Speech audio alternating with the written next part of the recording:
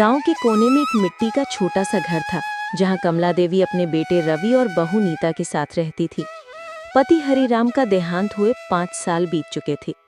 नीता शहर की रहने वाली, थोड़ा आधुनिक और खुद को दूसरों से ऊंचा समझने वाली औरत थी। जब वो गांव आई तो उसे मिट्टी की दीवारें और टपकती छतें बहुत खटकने लगी। पहले कुछ दिन तो उसने निभाने की कोशिश की, पर धीरे धीरे उसके अंदर की नाराजगी बाहर आने लगी। सुबह का समय था, कमला देवी रसोई में खिचड़ी बना रही थी। तभी नीता ने ऊंची आवाज में कहा, माँ जी, ये कैसा खाना बनाती हैं आप? हर रोज वही दाल, वही सब्जी। शहर में तो हम सुबह सुबह टोस्ट, दूध, कॉर्नफ्लेक्स खाते थे। बेटा, गांव में तो जो मिलता है वही बनाते हैं। खेत का अनाज ही भगवान का दिया वरदान है। वरदान नहीं, सजा है ये। आपको तो कुछ पता ही नहीं अच्छे खाने का। रवि कमरे से बाहर आया तो माँ ने उम्मीद भरी नजरों से उसे देखा कि शायद वो कुछ कहे, पर रवि चुप रहा। वो जानता था नीता तेज स्वभाव की है और वो झगड़ा नहीं चाहता था। धीरे धीरे घर का माहौल बदलने लगा। नीता जब भी किसी से बात करती, माँ का मजाक उड़ाती। मेरी सास को तो मोबाइल चलाना भी नहीं आता और कपड़े देखिए जैसे पिछली सदी की हैं। कभी कभी गांव की औरतें सुन लेती और बाद में कमला देवी से कहती, अरे कमला, तुम्हारी बहू तो बहुत मुंहफट है। अरे जवान है, समझ जाएगी एक दिन। लेकिन अंदर से वो टूटती जा रही थी। रात को अक्सर वो खाट पर बैठकर पति की पुरानी तस्वीर से बात करती। देखो हरिराम, हमारा बेटा अब बड़ा हो गया, पर शायद माँ को भूल गया। अब मेरी बातों में वो हंसी नहीं, सिर्फ चुप्पी रह गई है। एक शाम को रवि के ऑफिस से कुछ सहकर्मी गांव आने वाले थे। नीता ने घर सजाने की ठानी। वो नए पर्दे लगवा रही थी और कमला देवी आंगन में पुराने गमले साफ कर रही थी। माँ जी, वो पुराने गमले मत लगाइए, मेहमानों को लगेगा हम गरीब हैं। बेटा, इन्हीं गमलों में तेरे पिता ने मेरे लिए फूल लगाए थे। इन्हें फेंक दूं तो दिल टूट जाएगा। बस कीजिए माँ जी, हर चीज में भावनाएं मत डालिए, ये कोई म्यूजियम नहीं है। रवि बाहर निकला। उसने ये सब सुना, पर फिर भी उसने कुछ नहीं कहा। उस रात जब मेहमान आए तो कमला देवी ने सबको पानी परोसा। नीता ने पीछे से कहा, माँ जी आप अंदर जाइए, मैं सब संभाल लूंगी। वो दरअसल नहीं चाहती थी कि उसकी सास मेहमानों के सामने पुरानी साड़ी में दिखे। कमला देवी धीरे धीरे कमरे में चली गई। कमरे की दीवारों पर पति की तस्वीर थी और एक कोने में बेटे की बचपन की किताबें रखी थी। वो वहीं बैठकर रोने लगी। उस रात उन्होंने पहली बार सोचा, क्या अब इस घर में मेरी जगह नहीं रही? अगले दिन पड़ोसन शांता काकी आई। कमला, तू तो बिल्कुल चुप हो गई है, क्या हुआ? कुछ नहीं काकी, अब बूढ़ी औरत की बातें कौन सुनेगा। माँ तो वो होती है जो भगवान का रूप होती है। बेटा अगर अपनी माँ का मान नहीं रखे तो उस घर में बरकत नहीं टिकती। सही कहती हो काकी, पर मैं नहीं चाहती मेरा बेटा टूटे। मैं बस उसके लिए चुप रहती हूँ। पर इस चुप्पी ने अब धीरे धीरे दर्द बनकर उन्हें अंदर से खोखला कर रही थी। रात के सन्नाटे में कमला देवी छत पर बैठी आसमान की तरफ देख रही थी। हे भगवान, अगर मेरी गलती है तो सजा मुझे दे, पर मेरे बेटे को मेरे खिलाफ मत कर देना। दूर कमरे में रवि और नीता की बहस चल रही थी। नीता कह रही थी, अब माँ को अलग कमरे में रखिए, मैं और नहीं झेल सकती। और कमला देवी बस एक आंसू पोंछकर बोली, शायद अब मेरा वक्त आ गया है अपने ही घर में मेहमान बन जाने का। सुबह का समय था। सूरज की किरणें खपरेल की छत से झांक रही थीं। कमला देवी रोज की तरह जल्दी उठी, आंगन में झाड़ू लगाई, तुलसी पर जल चढ़ाया और फिर रसोई में चली गईं। नीता अभी कमरे में थी, मोबाइल पर कुछ देख रही थी। रवि तैयार होकर ऑफिस के लिए निकलने वाला था। बेटा, लंच में क्या बनाऊं? तेरी पसंद की मूंग दाल बना दो। रवि बोला, हाँ माँ, बना लो। तभी नीता कमरे से बाहर आई और बोली, माँ जी, आज बाहर का ऑर्डर किया है, अब रोज वही देसी खाना कौन खाए? रवि ने बस सिर हिला दिया। कमला के चेहरे पर हल्की मुस्कान की, पर आंखों में मायूसी थी। ठीक है बेटा, जैसा तुम्हें ठीक लगे। वो अपने हिस्से की रोटी बनाने लगी, पर भीतर ही भीतर दिल में कुछ चुभ गया था। पहले वो बेटे के लिए सुबह सुबह 4 पराठे बनाती थी और अब उसे लगता था कि माँ का खाना देसी है। उस दिन गांव में वार्षिक मेला लगा हुआ था। मंदिर के पास लोगों की भीड़ थी। चलो बहू को ले चलूं, थोड़ा मन बहलेगा। नीता बेटा, चलो मेला देखने चलते हैं, वहां तुलसी देवी का झूला लगता है। नीता ने मुंह बनाया। माँ जी, मुझे ये देहाती मेले अच्छे नहीं लगते। धूल उड़ती है, भीड़ होती है, और वैसे भी वहाँ कौन सा ब्रांडेड सामान मिलता है? बेटा, वहाँ भक्ति मिलती है, ब्रांड नहीं। आप तो बहुत ज्ञान देती हैं माँ जी। पास में रवि बैठा था। उसने हंसकर कहा, अरे नीता, जाने दो ना माँ को, उन्हें मेला बहुत पसंद है। आप साथ जाइए ना फिर, मैं नहीं जा रही हूँ। कमला ने चुपचाप सिर झुका लिया। अकेले ही मेला चली गई। माई, रवि बहू नहीं आए? बेटा, बहू तो बहुत काम में है, मैं ही चली आई। उन्होंने भगवान को फूल चढ़ाए और मन ही मन कहा, हे भगवान, मेरा बेटा खुश रहे, भले मैं अकेली रह जाऊं। अगले दिन रवि के ऑफिस में प्रमोशन हुआ। वो खुश होकर घर लौटा। नीता ने पहले से ही कुछ दोस्तों को बुला रखा था। छोटे शहर के कुछ आधुनिक जोड़े जो नीता जैसी ही सोच रखते थे। बेटा, तेरी तरक्की पर मैं पूजा करूंगी कल सुबह। अरे माँ जी, पूजा से नहीं, पार्टी से होती है सेलिब्रेशन। बेटा, भगवान की दुआ से ही तो सब होता है। आप लोग देख रहे हैं, गांव की सोच अब तक गई नहीं माँ जी की। सब हंस पड़े। मैंने तो बस आशीर्वाद देने की बात कही थी बेटा। अच्छा, अब आप बैठ जाइए, पार्टी में हमें हैंडल करने दीजिए। कमला कमरे के एक कोने में बैठ गई। पार्टी में तेज म्यूजिक चल रहा था। नीता ने नई साड़ी पहन रखी थी और रवि शराब का ग्लास थामे दोस्तों से बातें कर रहा था। बेटा, अब रात हो रही है, थोड़ी आवाज कम कर दो, पड़ोसी परेशान होंगे। माँ जी, अब आप हमें सिखाएंगे कि पार्टी कैसे होती है? यह आपका मंदिर नहीं है कि शांति रखी जाए। वाह नीता, तुम्हारी सास तो बड़ी ट्रेडिशनल है। अरे यार, ऐसी माँ के साथ रहना मुश्किल होता होगा। वो हंसी अब कमला के दिल में तीर बनकर उतर रही थी। उन्होंने चुपचाप अपना आंचल सिर पर रखा और कमरे में चली गईं। कमरे में जाकर उन्होंने भगवान की मूर्ति के सामने दीपक जलाया। हे ठाकुर जी, क्या यही दिन दिखाने के लिए मैंने अपने बेटे को पाल पोस कर बड़ा किया था? उनकी आंखों से आंसू गिरते जा रहे थे। जब वो छोटा था तो मैं खुद भूखी रहकर उसे दूध पिलाती थी। जब उसे बुखार आता था तो सारी रात उसके सर पर हाथ रखकर बैठी रहती थी। और आज वही बेटा मेरे अपमान पर भी चुप है। उनकी सांसें भारी हो रही थी। उन्होंने धीरे से बेटे की पुरानी तस्वीर उठाई। रवि, तेरा चेहरा देखती हूँ तो अब भी वही मासूमियत दिखती है, पर तेरे दिल में अब माँ के लिए जगह नहीं बची। सुबह रवि उठा तो देखा माँ रसोई में नहीं है, आंगन में भी नहीं। नीता, माँ कहाँ है? शायद मंदिर गई होंगी। पर घंटे बीत गए, माँ नहीं लौटी। आखिरकार रवि ने गांव के लोगों से पूछा। किसी ने बताया, सुबह सुबह कमला देवी बस अड्डे की तरफ जाती दिखी थी, हाथ में झोला था। रवि का दिल धक से रह गया। वो दौड़ता हुआ बस अड्डा पहुंचा, पर बस जा चुकी थी। गांव से कुछ मील दूर एक पुराना आश्रम था, मातृ सेवा आश्रम। वहीं कमला देवी आ गई थी। उन्होंने वहां की मैनेजर सरला बहन से कहा, बेटी, मुझे यहाँ सेवा करनी है। आप रहने आई हैं या सेवा करने? दोनों। अब मेरा घर वही है जहाँ लोग माँ कहकर पुकारें। वो अब आश्रम की औरतों के साथ रहने लगी।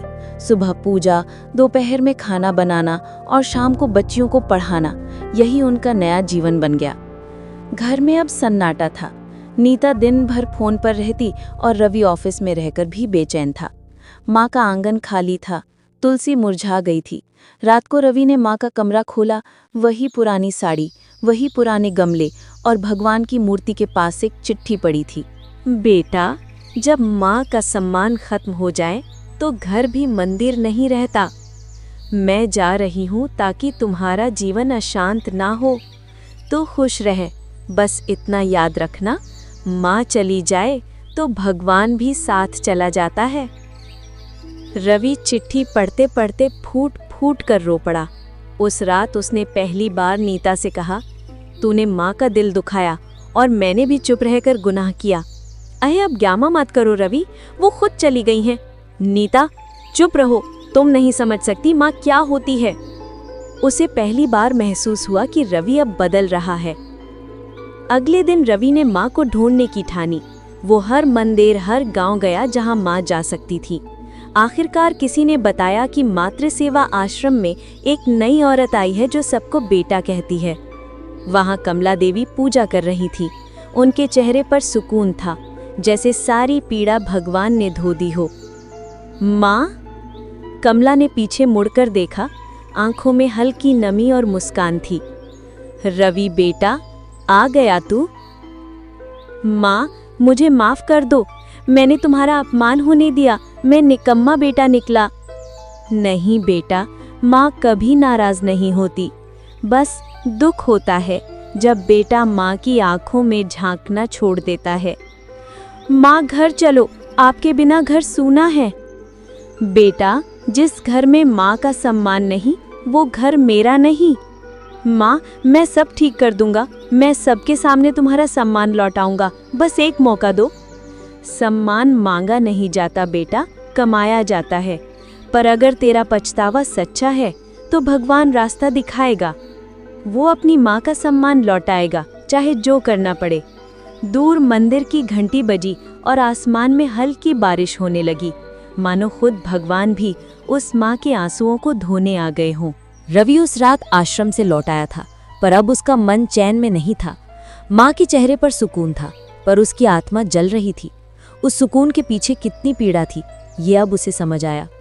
वो सारी रात करवटें बदलता रहा। नीता पास में सो रही थी। मोबाइल पर कुछ शॉपिंग वेबसाइट्स खुली हुई थी, पर रवि की आंखें बस भगवान की मूर्ति पर टिक गई थी। सुबह जब सूरज की पहली किरण खिड़की से भीतर आई, उसने एक फैसला कर लिया, अब और नहीं, अब मेरी माँ का सम्मान मैं हर हाल में लौटाऊंगा। नीता रसोई में कॉफी बना रही थी, तभी रवि अंदर आया। नीता, आज मैं माँ के पास जाऊंगा। अब फिर वही बात, वो तो खुद चली गई थी ना, हमें क्यों दोष दे रहे हो बार बार? क्योंकि वो चली नहीं थी, उन्हें हमने धकेला था। तूने अपमान किया और मैंने चुप रहकर उसका साथ दिया। मैंने क्या किया? मैंने तो बस अपनी जिंदगी अपने हिसाब से जी है। अगर उन्हें पुरानी सोच पसंद थी तो मैं क्या करूं? जिंदगी अपने हिसाब से जी, लेकिन किसी की माँ का दिल तोड़कर नहीं। तूने उन्हें इंसान नहीं, बोझ समझा। अरे बस करो रवि, अब नाटक मत करो। सब औरतें सास से परेशान होती हैं, तुम तो उल्टा सास की तरफदारी कर रहे हो। बस एक शब्द और मत कहना माँ के बारे में। आज से तू मेरे घर में नहीं रहेगी। क्या कहा? तुम मुझे घर से निकालोगे? हाँ, क्योंकि तूने इस घर की माँ को निकाला था। अब तेरे लिए यहाँ कोई जगह नहीं। तुम्हें हो क्या गया है रवि? एक बूढ़ी औरत के लिए अपना घर तोड़ दोगे? वो बूढ़ी औरत नहीं, मेरी माँ है, जिसने मुझे जीवन दिया। अगर इस घर में उसका सम्मान नहीं रह सकता तो तू भी नहीं रह सकती। ठीक है रवि, अगर तुम्हें अपनी माँ चाहिए तो रखो, लेकिन याद रखना मैं वापस नहीं आऊंगी। वो फैसला तेरा है, लेकिन मेरी माँ अब अकेली नहीं रहेगी। नीता ने अपनी अलमारी खोली, कुछ कपड़े निकाले और सूटकेस में रखे। वो जाते जाते बोली, माँ जी को तो अब खुश कर लो, जब उनकी सेवा करोगे तब समझ आएगा।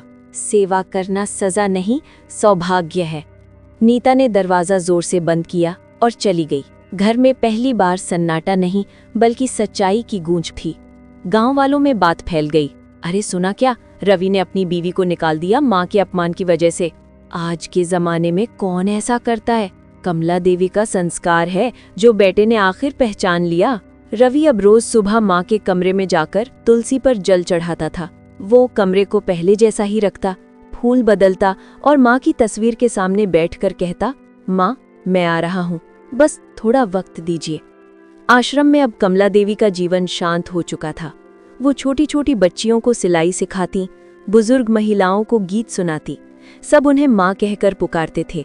पर जब रात आती और दीपक की लौ झिलमिलाती तो उनका मन बस एक ही सवाल पूछता, क्या मेरा बेटा सच में मुझे भूल गया? माई, आपने बहुत सहा है, पर देखना भगवान न्याय जरूर करेगा। भगवान न्याय नहीं करता बेटी, वो बस रास्ता दिखाता है। 3 दिन बाद रवि फिर आश्रम पहुंचा। इस बार उसके हाथ में दूध, फल और नए कपड़े थे। वो माँ के चरणों में बैठ गया और बोला, माँ मैं सब छोड़ आया, अब बस आप ही मेरी दुनिया है। बेटा तूने फिर गलती की है क्या? नहीं माँ, इस बार नहीं, अब कोई तुम्हारा अपमान नहीं करेगा। और तेरी पत्नी, जिसे माँ की इज्जत नहीं, उसे घर का हक नहीं, मैंने उसे भेज दिया। बेटा गुस्से में लिए फैसले कभी सही नहीं होते, मैंने तुझे जो सिखाया था वो माफ करना था, भुलाना नहीं। माँ, मैंने माफ किया, लेकिन इस बार सही के लिए खड़ा हुआ हूँ। कमला की आंखों में आंसू आ गए। तू अब वो रवि नहीं रहा जो चुप रहता था। भगवान तुझे शक्ति दे। आश्रम की महिलाएं इकट्ठी हो गईं। सबने कहा, माई, अब जाओ अपने घर, बेटा लेने आया है। घर तो वो होता है जहां माँ का दिल बसता है, लेकिन अगर मेरा बेटा बदल गया है तो मैं लौट जाऊंगी। चलो माँ, घर चलें, इस बार आपके बिना कोई सांस भी नहीं लेगा। आश्रम से लौटते वक्त आसमान में हल्की बारिश शुरू हो गई, मानो प्रकृति भी माँ बेटे के मिलन पर आशीर्वाद दे रही थी। जब कमला देवी घर लौटी तो आंगन में पहली बार शांति थी। रवि ने दरवाजे पर दिया जलाया, तुलसी के पास फूल रखे और बोला, माँ, आज से ये घर फिर आपका मंदिर है। कमला ने चारों तरफ देखा, दीवारें अब भी वही थी, पर हवा बदल चुकी थी। बेटा, घर की सुंदरता दीवारों से नहीं, रिश्तों से होती है। अब मेरी जिंदगी बस आपकी सेवा में है। दूसरी तरफ शहर में नीता अकेली बैठी थी। वो सोच रही थी, शायद मैंने सच में गलती की। मैंने उस औरत को तुच्छ समझा जिसने अपने बेटे को बनाया। वो आंसू पोंछते हुए बोली, रवि सही था, सास नहीं, माँ थी वो। उसने फोन उठाया और रवि को कॉल किया। रवि, मुझसे गलती हो गई, क्या मैं माँ से माफी मांग सकती हूँ? रवि कुछ देर चुप रहा, फिर बोला, माँ का दिल बड़ा है नीता, लेकिन अब तुझे खुद आकर झुकना होगा। मैं आऊंगी रवि, माँ के पांव पकड़कर माफी मांगूंगी। अगले दिन नीता गांव पहुंची। वो थकी हुई आंसू भरी आंखों से आंगन में आई। कमला देवी तुलसी पर जल चढ़ा रही थी। माँ जी, मुझे माफ कर दो, मैंने आपको समझा ही नहीं। आपके बिना ये घर, ये जिंदगी सब सूनी है। बेटी, जब माफी सच्चे दिल से मांगी जाए तो माँ का दिल पिघल जाता है। उठो। मैं अहंकार में अंधी हो गई थी। आपने मुझे बेटी कहा और मैंने आपको बोझ समझा। अब समझ गई ना, माँ का दिल भगवान का घर होता है। जो उसे दुख देता है वो खुद खाली हो जाता है। रवि ने आगे बढ़कर दोनों के हाथ जोड़े। अब इस घर में बस एक ही बात होगी, माँ का सम्मान। अब कमला देवी का घर फिर से घर बन चुका था। आंगन में तुलसी हरी थी, दीवारों पर माँ की पूजा की खुशबू थी और रसोई में अब हर सुबह हंसी की आवाज आती थी। नीता अब वही औरत नहीं रही थी। वो सुबह सुबह उठकर माँ के पांव छूती, उनके लिए चाय बनाती और कहती, माँ जी, आप आराम कीजिए, आज से रसोई मैं संभाल लूंगी। बेटी, अब तो लगता है जैसे मेरा घर फिर से जवान हो गया। रवि भी हर दिन ऑफिस से आते ही माँ के साथ कुछ वक्त बिताता। कभी पुरानी बातें करता, कभी माँ के हाथ की रोटियां खाता और कहता, माँ, अब ये स्वाद किसी होटल में नहीं मिलता। बेटा, ये रोटी नहीं, माँ का प्यार है। वो खुश थीं, बहुत समय बाद सचमुच खुश। लेकिन खुशियों की ये धूप ज्यादा दिन नहीं टिक पाई। धीरे धीरे कमला देवी की तबीयत गिरने लगी।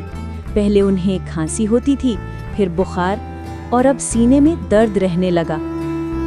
माँ जी, चलिए शहर के डॉक्टर को दिखाते हैं। अरे बेटी, बुढ़ापे में दर्द तो दोस्त बन जाता है, चिंता मत करो। वो माँ को शहर के अस्पताल ले गया। डॉक्टर ने रिपोर्ट देखी और गंभीर स्वर में कहा, आपकी माँ को दिल की बीमारी है। उनकी उम्र और हालत देखकर कहूंगा कि अब बहुत सावधानी की जरूरत है। रवि का दिल धक से रह गया। डॉक्टर, कोई इलाज नहीं? इलाज है, पर सबसे बड़ा इलाज है शांति, प्यार और देखभाल। जरा सी तकलीफ भी उन्हें ना हो। रवि ने वादा किया, डॉक्टर साहब, मैं अपनी माँ को कुछ नहीं होने दूंगा।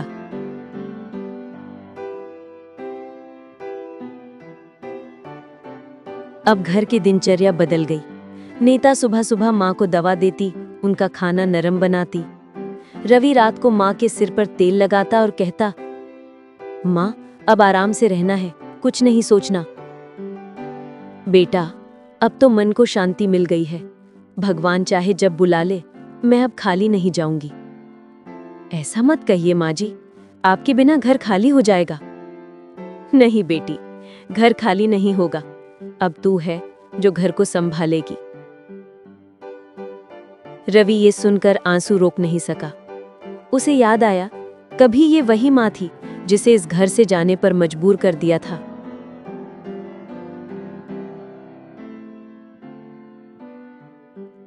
रात के 2 बजे थे। कमला देवी की सांसें तेज हो रही थी। माँ, क्या हुआ? कुछ नहीं बेटा, बस सीने में भारीपन है। रवि ने तुरंत नीता को उठाया और कहा, डॉक्टर को बुलाओ। नीता ने फोन लगाया। थोड़ी देर में डॉक्टर आया। उसने दवा दी और कहा, अब उन्हें ज्यादा बात न करने दे, शरीर बहुत कमजोर है। बेटा, रवि रो पड़ा। माँ, ऐसा मत कहो। नहीं बेटा, सुन, जब मैं इस घर से गई थी तब मुझे लगा था कि मैंने तुझे खो दिया, लेकिन आज जब तू मेरे सिरहाने बैठा है तो लगता है कि मैं जीत गई। माँ, मैंने बहुत देर कर दी। अगर भगवान मुझे मौका दे तो मैं सारी उम्र आपकी सेवा करूं। सेवा का मतलब सिर्फ हाथ पकड़ना नहीं बेटा, दिल से जोड़ना है, और वो तूने कर दिखाया। माँ जी, मैं बहुत बुरी थी, आपने मुझे माफ कैसे कर दिया? क्योंकि तू मेरी बेटी है। माँ का दिल कभी भरा नहीं रहता, बेटी चाहे जितनी गलती करे। माँ जी, अब मैं आपकी देखभाल ऐसे करूंगी जैसे मेरी अपनी माँ की करती। बस बेटी, इतना प्यार मुझे कमजोर बना देता है। अगले दिन जब सूरज निकला तो आंगन में हल्की हवा चल रही थी। रवि बेटा, आज मुझे आंगन में बैठा दो, बहुत दिन से सूरज नहीं देखा। रवि ने खाट पर माँ को बिठाया। हवा में तुलसी की खुशबू थी। रवि, एक वादा करेगा? माँ, 100 बार करूंगा। जब मैं चली जाऊं तो मेरे शरीर को इसी आंगन की मिट्टी में रखना, यही मेरा मंदिर है, और हर साल मेरी बरसी पर किसी गरीब माँ को भोजन खिलाना। माँ, आप ऐसा क्यों कह रही हैं? क्योंकि अब मुझे पता है, माँ के जाने के बाद भी उसका आशीर्वाद रहता है।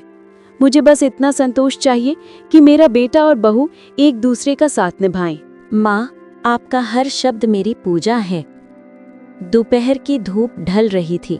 कमला देवी की सांसें धीमी हो रही थी।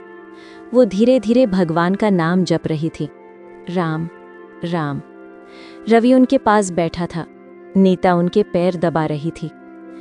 रवि, अगर कभी तुझे लगे कि माँ दूर चली गई तो तुलसी के पत्ते में मेरा नाम ढूंढ लेना। माँ, अब भगवान मुझे बुला रहे हैं बेटा, तू खुश रह। उनकी सांस थम गई। चेहरे पर शांति थी, जैसे कोई गहरी नींद सो गई हो। नीता और रवि दोनों फूट फूट कर रो पड़े। रवि ने माँ का सिर अपनी गोद में रखा और कहा, माँ, आपने जाते जाते भी हमें जीना सिखा दिया। अगले दिन पूरे गांव में खबर फैल गई, कमला देवी नहीं रही। भगवान ने सचमुच एक देवी को अपने पास बुला लिया। रवि ने माँ की आखिरी इच्छा पूरी की। उनका शरीर आंगन में तुलसी के पास मिट्टी में मिला दिया गया। नीता ने खुद अपने हाथों से दिया जलाया और कहा, माँ जी, आपने हमें सिखाया कि घर की असली नींव माँ का आशीर्वाद है। रवि खड़ा था। उसकी आंखें नम थीं, पर चेहरा शांत। उसे लगा, माँ गई नहीं, बस इस आंगन में बस गई हैं। 1 साल बीत गया। अब नीता हर साल बरसी के दिन गांव की गरीब माताओं को भोजन खिलाती। माँ जी की दी हुई सीख है, जितना सम्मान दो उतना सुख पाओ। रवि हर सुबह माँ की तस्वीर के आगे दीपक जलाता और कहता, माँ, आज भी लगता है आप यहीं हैं। जब हवा चलती है तो लगता है जैसे आप मेरे सिर पर हाथ रख रही हैं।